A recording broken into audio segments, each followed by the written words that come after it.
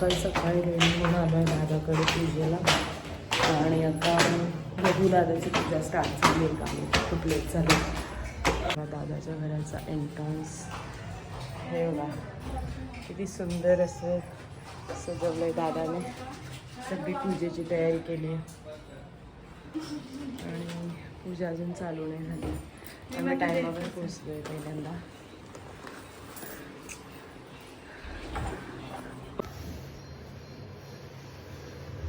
दीदी आणि आता ऑलमोस्ट माझं हे झालेलं आहे.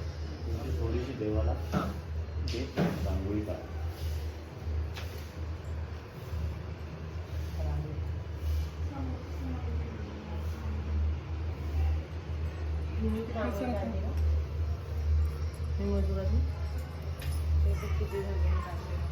आता चालू होते टाकली असेल तर बघ म्हणजे काय पूजेला बसतोय.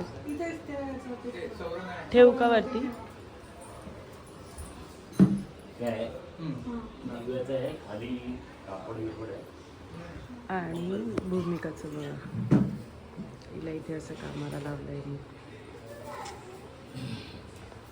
ज्या ठिकाणी गोपाने सत्यनारायणाचे पूजन केले होते त्या ठिकाणी जाण्याचा विषय राजाने केला व नंतर गवळी जवळ लोकांच्या जवळ गेला व त्यांच्या सर्व भक्तियुक्तेने श्रद्धेने युक्त होऊन यथाविधी सत्यनारायणाचे पूजन केले. त्यामुळे हा अंगदोय राजा धनपुत्रा ऐश्वर्याने संपन्न झाला व या लोकात सुखी होऊन शेवटी वैकुंठ लोकात गेला.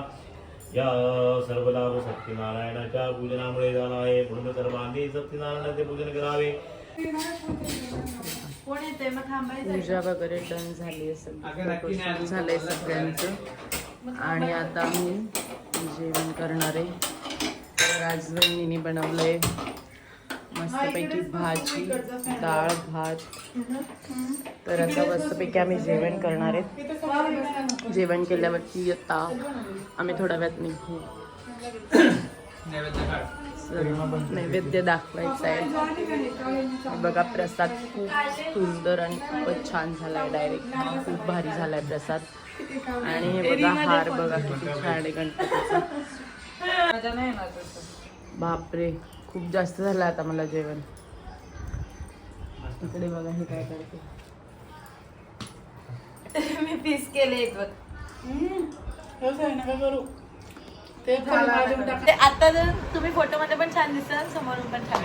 अरे बापरे पलटी मारली हो ना. आधी असं माहिती फोटो मध्ये अरे माहित मी एकदम बाई म्हणजे समोरून बघितल्यावर तिला समजलं की तिचा बारीक कलत होता. बारीक आणि काळ्या होत्या ना. आता बघा कसं फुललं आहे तुमचा चेहरा. गोरे झाले आहेत जाडे झाले आहेत मस्त. बापरे तेव्हा एकदम बारीक होत्या. हा तेव्हा एकदम बारीक होत्या. आता कसं गोऱ्या पण झाल्यात.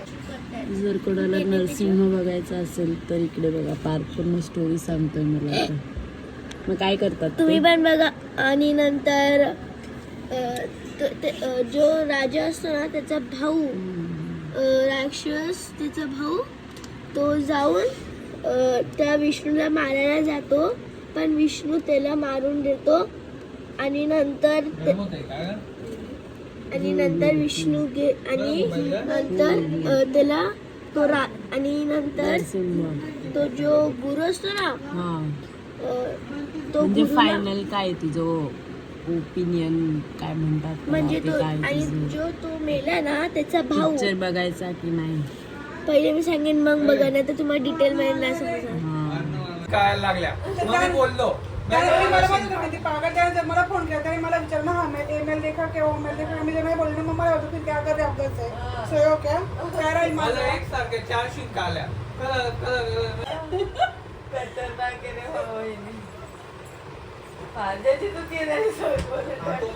तू पण खतरनाक वहिनी म्हणतात. तुमच्या दादाला नका बोलू मलाच मुलं खतरनाक आहे वहिनी. बोलणारच कोणी नाही.